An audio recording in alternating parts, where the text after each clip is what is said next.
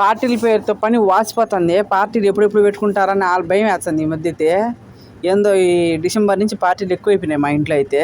పార్టీకి మా ఇంట్లో మా మేడం ఎవరు పిలిచకపోతే మా మేడమే పిలుచుకుంటారు అందరినీ. అట్లున్నది మా మేడం పని. ఇంకా ఏం పని చేసేదానికి మనుషులు ఉన్నారు కదా, వాళ్ళకేమి ఏమైనా చేయించుకుంటారు.